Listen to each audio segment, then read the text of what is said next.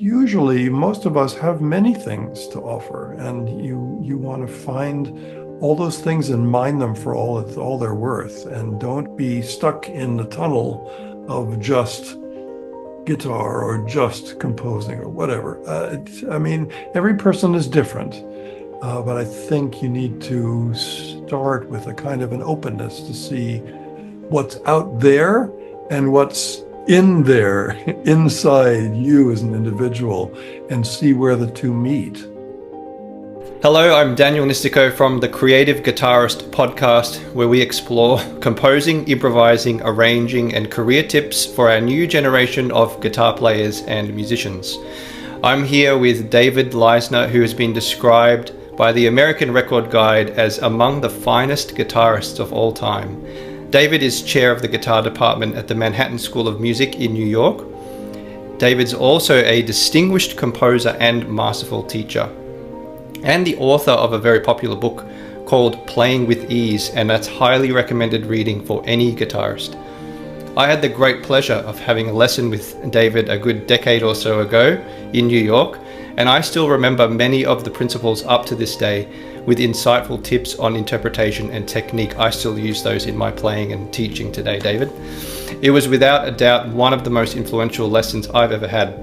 Since then, we've kept in touch, and David so graciously recorded some pieces by Leonard Schulz that I introduced him to on his latest album, Charms to Soothe, which we'll talk about today.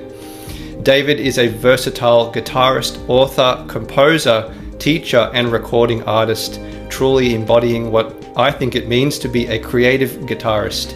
It's my great pleasure to welcome David to this podcast. Hello, David.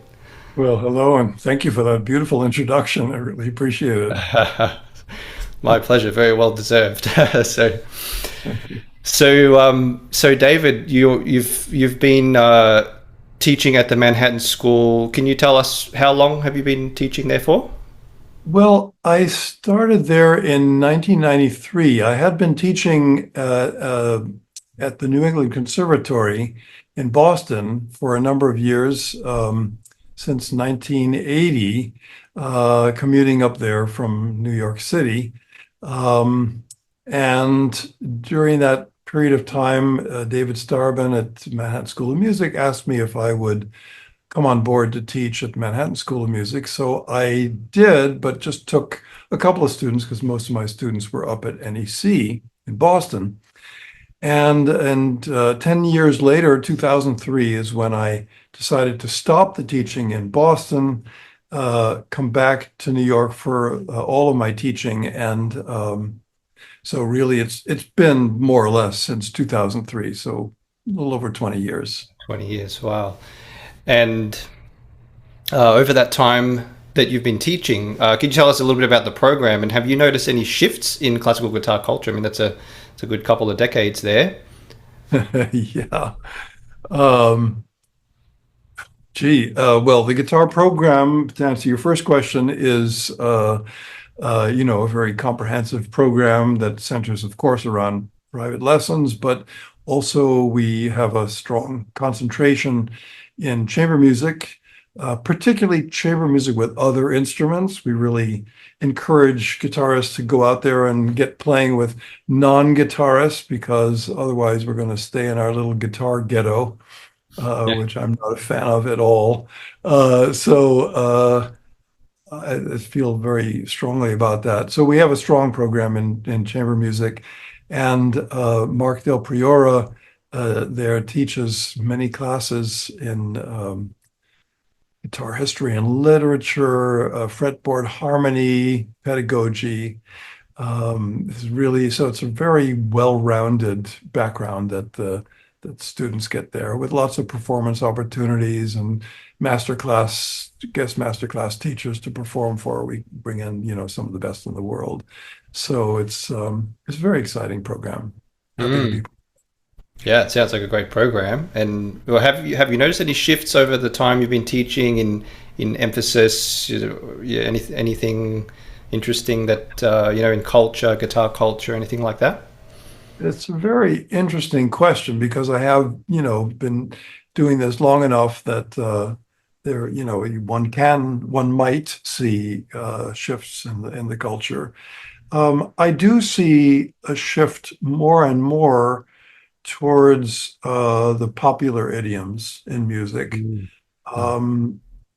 um, some of which I'm very happy about, um, some of which I'm not so happy about, um, in that I really do feel like as guitarists, we have a very strong uh, literature, actually, particularly, I mean, we obviously the 19th century and the arrangements of earlier music than that um, are very important. But the legacy of music from the 20th century on is really quite powerful. And we have, pieces on the level of the Britten Nocturnal and Henze Royal Winter Music and Hinastero Sonata and so on and so forth. You can go on and on. It's a wonderful list. And yet I am concerned that guitarists are less and less well versed in the classics, so to speak, of our repertoire and moving more and more towards music that is fun, is groovy, is, to use an old-fashioned word, is, that you can get down with, get loose with, and all that's great. I mean, I love that stuff, and there's lots of room for it in a concert repertoire. But I'm a little worried that it has become the meat rather than the potatoes of the repertoire. Um, and that is a worry of mine. At the same time, one sees an unbelievable rise in the level, technically, especially the technical level of guitarists in this last 20 years, I'd say. And it's really quite remarkable. Just a kind of an astounding level of virtuosity that happens at quite a young age with some players. Um, so it's very impressive, and we have lots and lots of raw talent to work with more and more. So that's an exciting part. And then at the same time, I think the other part of the cultural shift that I can think of at the moment is that um, I think economically things are different and maybe more difficult now than they were, say, 20 years ago. Um, and people have to find alternative ways of continuing to make a living. So whereas up till 20, 30 years ago, one might have had a better chance making it as a guitarist, either a soloist or chamber musician or part of an ensemble or whatever. Um, Nowadays, it's more and more difficult. Um, Presenters are presenting fewer concerts often. The financial situation can be more and more difficult. Um, and this is global, of course. This is not just in our country here in the US. Um, so guitarists, as well as other musicians, but guitarists especially, because we're sort of one of the oddballs in the music world, we have had to be more resourceful about finding alternative ways to earn our living and being more open to different possibilities, which I think is a very healthy thing anyway. Mm. But it because I think it makes them a broader human being, and I'm all for breadth. Wow. Oh, So those are the things that I'm thinking of. that's a great overview, great perspective, and that's I definitely can speak to it because I've started an online school and I sell products and courses. I'm kind of trying to be a little bit tech savvy and business savvy and follow the trends a little bit, and definitely feel what you're saying. It can be challenging, especially if you're thinking in the traditional way that you're going to do concerts full time and play this just all standard rep and things like that. So it's definitely an interesting time we're in. Maybe we're in a bit of a transition kind of phase, or Absolutely. yeah. Yes, it is a transition, and you just mentioned something very important, tech savvy. That Mm. has that is something very different now than 20 years ago. And it's almost, you almost have to, you have to be tech savvy now, in order to really make it. So you have to be smart as you're being about knowing how to do all these different things with all the different possibilities that are now available to us online. Yep, Very that's right. important part of it. Like podcasts, like what we're doing right now, and There you are. using cameras and yeah, creating Yeah. websites and all sorts of things. And like you said, it definitely gets you gets your skill set much more broad and diverse. So it's an interesting time we're in. You've really answered a lot there about Korea, what it's like to. That was kind of one of my later questions. You answered that very, very eloquently. So Thank you. that's great. Well, so something else you do is you also compose, Yes. and you've composed dozens of pieces. I was looking at your list of works, and it's very broad and very diverse. You've composed for guitar and ensembles featuring guitar as well, various ensembles, strings and guitar, flute and guitar, voice and guitar. So, what got you started composing, and what keeps you going with it? Hmm. Well, I got my start as a folk singer. When I started the guitar, I was 10 years old, and I took folk music in the local community center. Um, for many of my teenage years, I sang folk songs from around the world in many, many different languages. And then I got into folk rock kinds of stuff, popular music, kind of in the style of James Taylor, Joni Mitchell, Laura Nyro, those sort of people.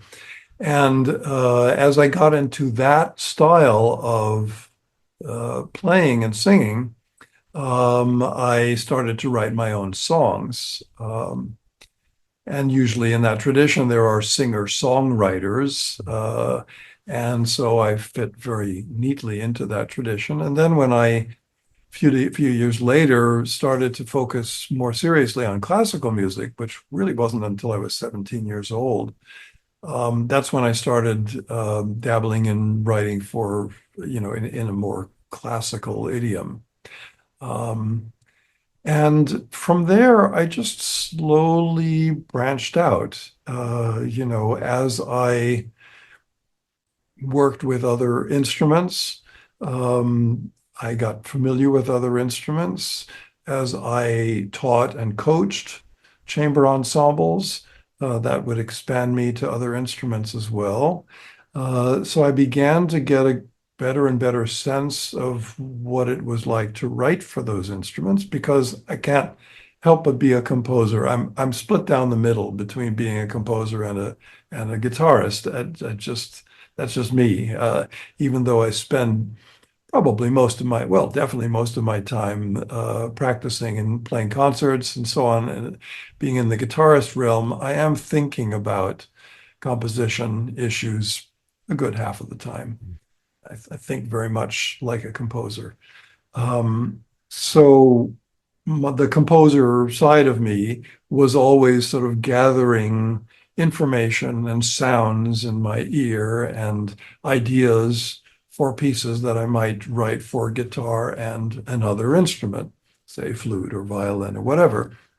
And then I did more adventurous and wrote trios for guitar, flute, and cello, or whatever. There were many, many different combinations. Um, and at some point, later down the line, I got familiar enough with enough instruments that I could actually write chamber music for other instruments that were not the guitar. And then down the line, I was able to write for orchestra. And to this date, I've written 4 orchestra pieces, lots of chamber music without the guitar, and of course, lots of chamber music with the guitar, and a huge amount of vocal music, which takes up a lot of my catalog as composer. So it was a slow branching out as I became familiar with other instruments and voice.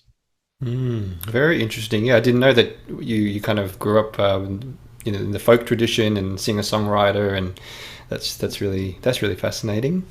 Mm, But yeah, it seems like you've had a kind of I guess, yeah, desire to compose since you were young. So that's right. That's for right. And those, oh, sorry, I go on. think also I just to mention, I did get my beginnings as a singer, and I really am in many ways a singer at heart, Mm. both as a player and as a composer. So that lyricism is very important to me. Right. Yep. And we hear that. We'll talk about your new album soon, but I definitely hear that in your playing in your latest album. So for those who would like to start composing, they've never tried or they've dabbled it in before. Do you have any advice? How can someone get started? Well, I think, the most basic compositional form is variations. You take a theme and you vary it. Um, so what you simply need to learn, or maybe I should say to start with, is that so the traditional way of varying a theme is to vary the melody and the harmony, Mm. using the melody and the harmony as your basis, keeping them maybe fairly straightforwardly the same in your earlier variations, and see if you can stick to that. That becomes your composer discipline. If you stick to something like that, stick to the template, so to speak, and then you can kind of loosen it up as you go along, depending on how you feel, or maybe not, or maybe you want to try and be very strict and rigorous and stick with it all the way. I have a piece in my repertoire right now, which was written for me 50 years ago by my composition teacher, Richard Winslow. Um, Actually, he was a mentor. He wasn't actually my composition teacher, but he was a mentor. And he wrote a piece, Variations on a Tune of Stephen Foster. Um, and it's just a wonderful, wonderful piece, and I'm so happy to return to it. But one of the amazing things about it, and one of the things that struck the composer himself when he finished writing it, was that the song, the original Stephen Foster song, has three chords in it, three harmonies, and he stuck to the same chords for pretty much most of the piece. And this is a late 20th century piece. But he found ways of being very original within that framework. And I recommend at least starting with that approach as a fledgling composer, because that way, when if you have something to hold on to, a handle to hold on to, so to speak, you're really moored better to the art of composing. If you just go for total freedom, um, yes, that's sort of the free flight of the imagination, but it's not necessarily composing. Mm. That's fantastic. It's great confirmation for me because that is actually how I get people started too, with pretty strict templates that people can follow. And then, yeah, some people, they like to let their imagination loose a little bit in places. Some people like to stick strictly to it. But I really like that approach, theme and variations with a fairly, strict, maybe harmonic framework, chord progression or something, and see what you can do, because those limitations, I think, really help people to focus their creativity. Yes, So, mm. yes. Mm. And do you use templates now these days, or did you in the past? Do you have process or planning or anything as part of your composition? Well, the composer I mentioned, Richard Winslow, was a real stickler for system. He felt very strongly that all the great composers have a system, and he challenged me. At one point he said, "What is your system?" He said Beethoven has fugue, Beethoven and Bach have fugue, and John Cage has systems of randomness. He said, "What is your system?" So yes, early on I did very much try to stick to certain kinds of forms. He was big on passacaglia, and I must say I have enjoyed writing many passacaglias. They're a fun framework to work with as a composer because it allows a lot of freedom and yet it is very sturdy as a framework. Um, but and I also wrote a number of fugues and contrapuntal things early on. I mean, much of my music remains contrapuntal. Um, that's just an interest of mine, and it's kind of what my ear wants to hear and wants to play with. Um, but beyond that, I think as I get older and at age 70, I think I'm allowed to have more and more freedom and maybe take that other stuff for granted um, and just kind of let it go. You know, at some point you have to trust that foundation that you have built for so many years that hopefully you have built sturdily enough that if you just let yourself go freely, uh, there will still be that sturdy foundation, but maybe there'll be something different and new. And I'm always looking for something new as I continue to write. Hmm. Yeah, that's great. That's great. And yeah, I think, have from listening to samples of your music, it always, yeah, you seem to blend different styles together. It's very fresh. There was one piece I heard where you had a string quartet. I think they were doing these really interesting, eerie slides, Mm. and then the guitar was playing something that sounded almost like it was from the 19th century. And I thought, wow, this is a kind of sound world I've never heard before. Lovely. So That's lovely. That piece I think you're thinking of is Vision of Orpheus, piece for string yeah. quartet and guitar. And the whole piece is based on a melody which runs through the entire piece, is fragmented and uses a lot of displaced octaves throughout the early part of the piece. And in the end, that melody um, comes into the same octave and actually becomes a kind of a folk song for the guitar, while the strings do that slidey, creepy stuff that you're talking about, that is played in the strings, who sort of represent the gods listening to Orpheus's plea as he when he goes down into the underworld and pleas for Eurydice's return.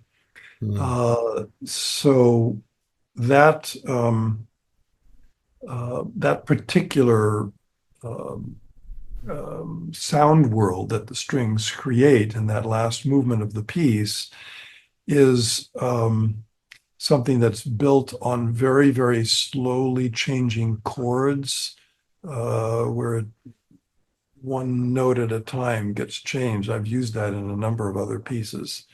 And then also the difference between a vibrated note and an unvibrated note, and a very, very vibrated note and a less vibrated note, and so on. Molto vib, molto vibrato, and regular vibrato or poco vibrato, and so on. And so those things are getting played with in that last movement. So yes, I appreciate your observation that in that movement, there is that meeting of old music and newer music. And that's very much my intention Mm. with that piece anyway. It's great. Very, very fresh, very invigorating to listen to. So I think that segues us nicely to talk about your latest album, because you recorded a beautiful album called Charms to Soothe, which features 19th century guitar pieces, music by Mertz, Saw, Giuliani, Regondi, and Schulz. So what was the inspiration behind this album, and especially the specific pieces that you chose? Well, I started with the thought of recording 19th century music, which I, as you know, keep coming back to over and over again in my career. It's very central to my interest in the repertoire, and particularly wanted to get to pieces that I haven't gotten to yet, and always wanted to record or perform more. And in most of the cases, they're pieces that are not played all that much. And so I wanted to put a highlight on those pieces because there are so many pieces in the 19th century repertoire for guitar that are really, really beautiful. Um, and uh, and then included a few pieces by Leonard Schulz, which I'm sure we'll talk about in a minute. But um, all of this music was music that I felt could be heard more, music that's very beautiful, that's high level literature from the 19th century. And at the same time, was very aware at the time and continue to be aware of the fact that the world is in tremendous turmoil and chaos. There's so much awful stuff happening right now. It's just horrifying, the wars that are going on, certainly in Ukraine and the Middle East Yeah. and Sudan. And I mean, you look at the news every night and you see these horrible things happening one after the other, and it becomes terribly depressing. And then you've got the issues of climate change and the people who are ignoring climate change and all these things that so many devastating things going on. And then, of course, there are the issues of democracy under attack, not only in this country, but globally in many countries. And there are many, many things that there are out there to be depressed about and at the very least deeply concerned about. And yet, of course, music is the great palliative. Music is the great soother. And so I was thinking about pieces that might also double as pieces that are calming or pieces that give us some sense of peace. And let's face it, most music is really like that. Music does give us a sense of peace and can be very calming. But in this particular case, I felt it even more strongly with many of these pieces. And so I thought of that phrase, music hath charms to soothe the savage beast Mm. or savage breast, depending on the version that you hear. And so I decided on Charms to Soothe as the title for the album.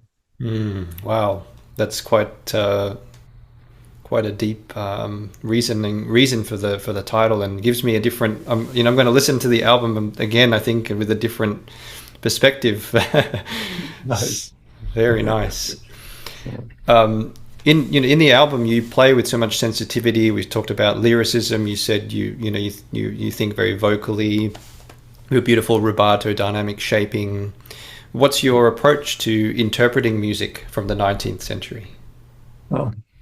Well, my models have always been the great pianists who eat up the literature of that era. There's so much great literature for piano, from Beethoven to Schubert to Schumann to Brahms to, Mm. don't have to go through the list. We all know them. But ever since I was very, very young, I've been listening to the pianists play the music of that era and have learned a lot from them because, I really have been mostly self-taught as both guitarist and composer.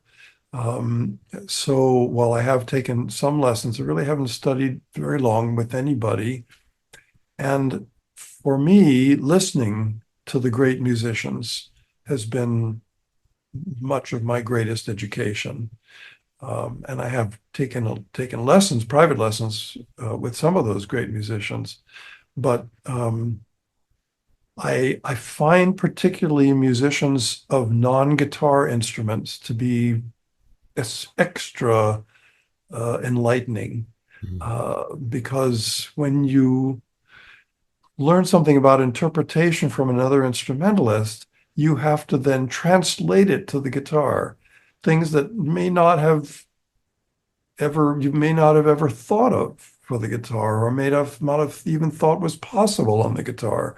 But then you realize if you set it as a goal, oh, maybe it is possible. Maybe I just have to work a little harder to get that to happen. So those kinds of things are very much in my mind as I explore interpreting the music, particularly of the 19th century. And so my models are very much, the great pianists, Rubinstein, Horowitz, Sokolov, um, Mariah. There are so many of them, really. There are many, many, many great interpreters on the piano of the music of that era. And I would say there are a lot fewer of them on the guitar. Not surprisingly, we have a much younger tradition. The pianists are steeped in this repertoire ever since the days of Beethoven and earlier, of course. So that's really where I'm coming from. And I have been coached on a lot of this music by people like Richard Good and Seymour Bernstein, John Kirkpatrick, any number of great pianists, as well as Karen Tuttle, the violist, and several violists, actually, Robert Carroll from the Boston Symphony. So these are people who have really inspired me to go beyond the normal parameters of the guitar world. And I love that. I find that really exciting and stimulating. Mm.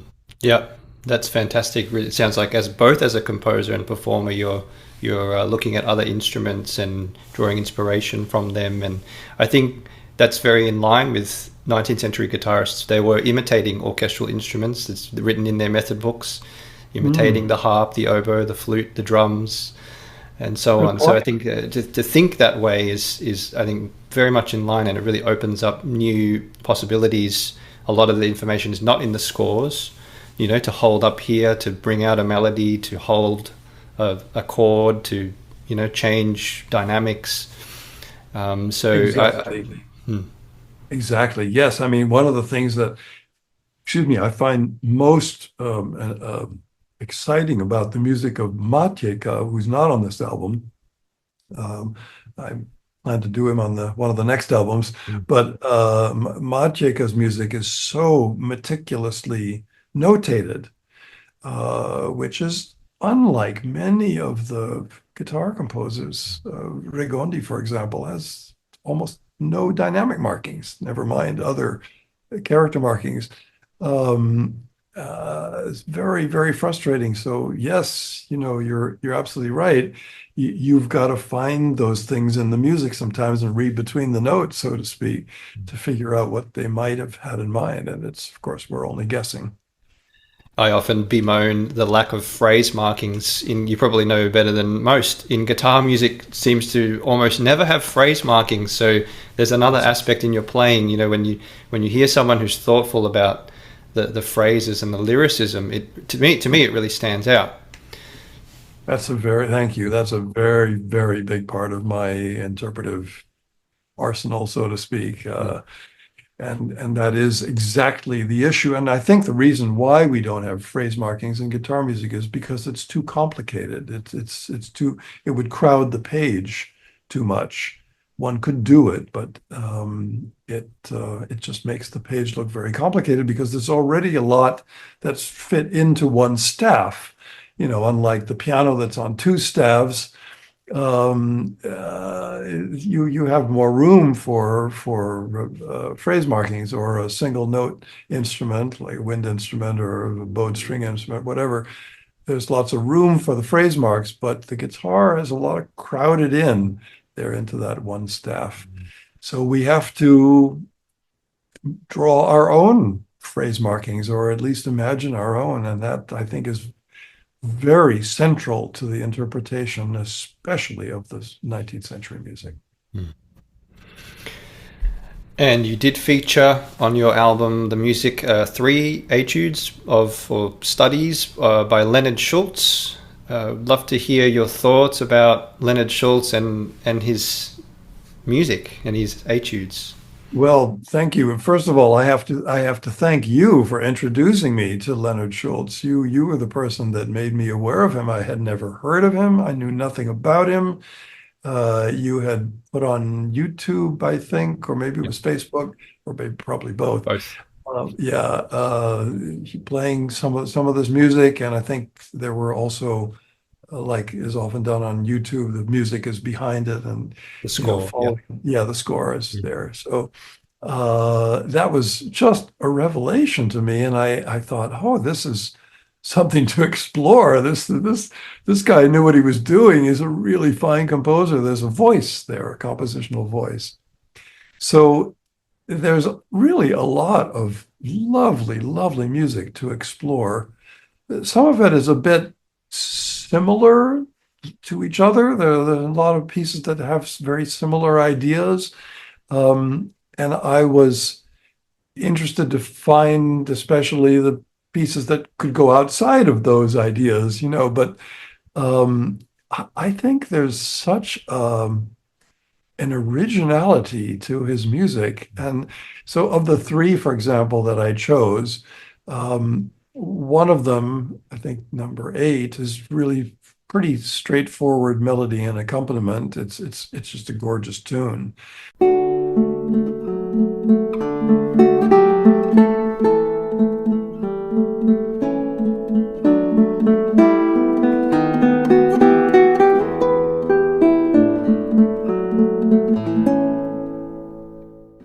But the other two are really interesting. Number six is this is from Opus 40, set of what is it, 12 etudes, I think. So Opus 40, 12 Yes, etudes. 12. I Yep. think so, yeah.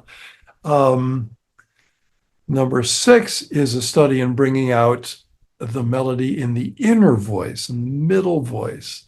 And that is very difficult on the guitar. It's done more often in piano writing, but even in piano writing, it's very unusual.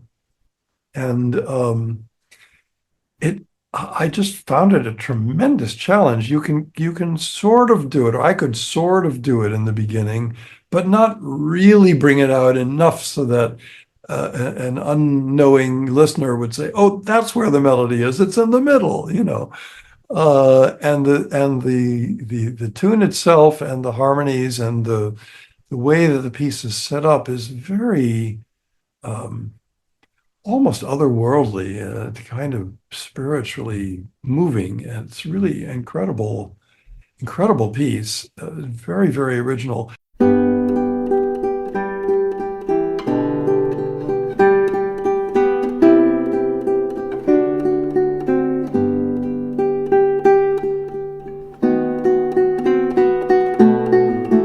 And the other etude, which is number nine, I think, is the study in slurs, hammer-ons and pull-offs, right? Um, where you're hammering on to or pulling off to a note that is played at the same time as a bass note. And that seems at first like it might not be that big a deal, but if you actually work on it, it's really hard to time it exactly, to time the hammer-on or the pull-off precisely to sound at the same moment as the bass note. Very, very challenging etude, and it's set in this delightful, charming little piece.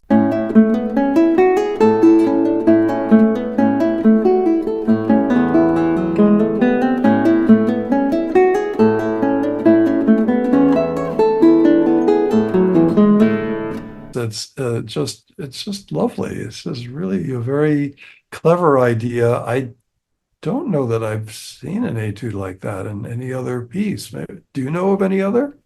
No etudes. I've seen similar things in. Oh, I'm thinking of maybe some of Tadaga's transcriptions of Chopin, possibly, but nothing like that. Yes, It would be quite a rare occurrence, that's not right. not Just the so momentary. frequent. Yeah, momentary, not so frequent. And for those of you who don't know what we're talking about, it's a bit like trying to, tap your head and rub your belly kind of thing at the same time. When you try to do a slur and play a bass note, so basically the left hand is doing one thing quite independently to the right hand.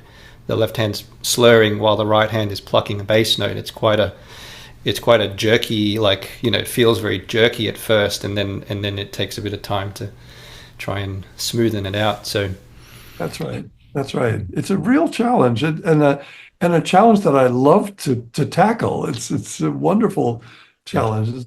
It's a musical one because it involves rhythm, yeah. very very precise Yes. rhythm of both hands.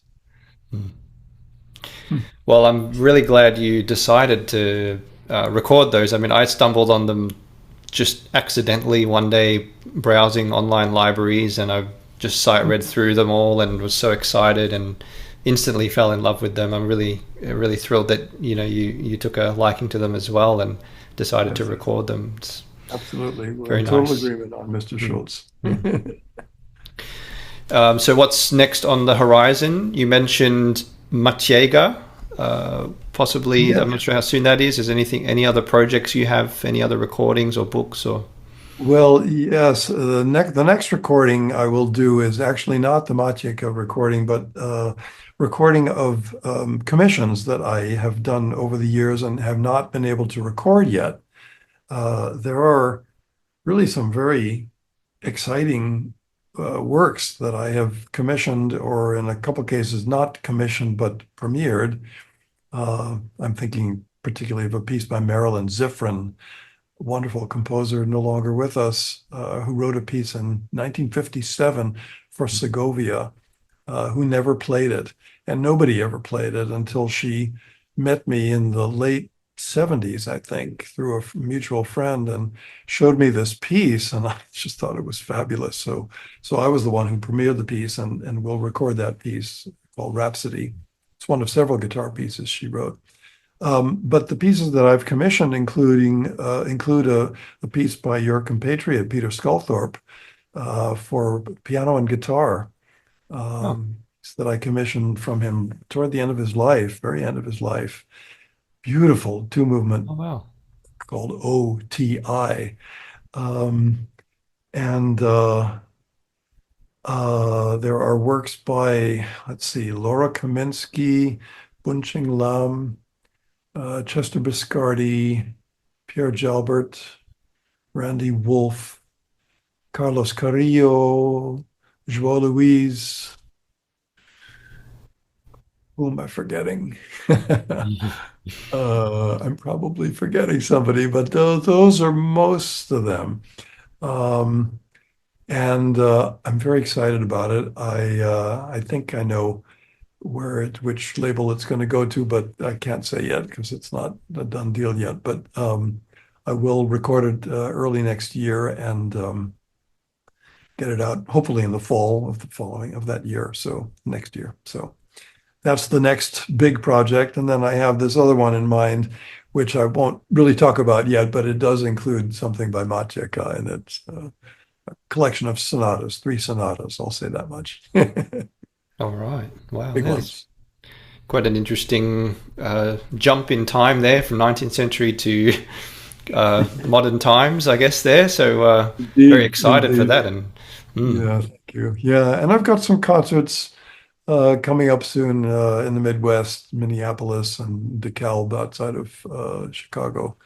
They're coming up pretty soon, probably before this is actually broadcast. So it doesn't really matter, but excited about those and some other things coming up. And yeah, I mean, it's lots of interesting stuff. I think I'm going to be commissioned for some songs for voice and guitar by a European duo. Um, and there's a very good possibility for a major choral commission, big 20-minute commission for chorus and several instruments, that has yet to be finalized. So I probably shouldn't be talking about it. I can cut it out if we need to. Yeah. Wow. So you've had such a diverse, varied career over many decades now, and you've probably seen lots of guitarists come and go through the Manhattan School of Music Indeed. over your time there, and you've had a prolific output as a performer, recording artist, composer, and teacher. If there was one quick piece of advice, try if you see how you go here. This is a pretty big question, loaded question. If there's one quick piece of advice you could give to a musician that's striving to create and build a career in music, what would that be? Well, I think we really touched on it early on. The openness to many different things, because I think things are not as simple as they used to be. The model is different now. The model is more like your model, where you're performing, you're teaching privately, in person, you're teaching online. You're finding different ways of getting across to people what you have to offer. And usually, most of us have many things to offer, and you want to find all those things and mine them for all they're worth, and don't be stuck in the tunnel of just guitar or just composing or whatever. I mean, every person is different, but I think you need to start with a kind of an openness to see what's out there and what's in there, inside you as an individual, and see where the two meet. Um, and I do think that coming back to that word tech savvy, I think it's very important for guitarists, young players, young musicians to be tech savvy. I'm always a little shocked when some students of mine tell me that when I complain that I'm not very tech savvy, uh, which I feel like to some extent it's kind of okay for a 70-year-old to not be all that tech savvy, although I'm sure I should be much further along than I am. But when it comes to a young person who says, "Well, I don't really know much more about it than you," I just want to say to them, and I often do, well, get familiar with this stuff because time is marching on, and you're going to be left behind if you don't stay with this stuff and get familiar with it. It's very important, really important. Oh, it's excellent advice. That's a great summary. You did a great job of answering a very loaded question very eloquently, and I think that's going to be very valuable for people to think about. So I think with that we'll wrap up our conversation, and I just wanted to thank you so much for your time and for your great responses today and all the great work that you're doing and have done. Really Thank appreciate you, everything you've Daniel. done for the Thank guitar, you. and yeah. Oh, thank you. Thanks for all your great questions, and it's been delightful to talk with you.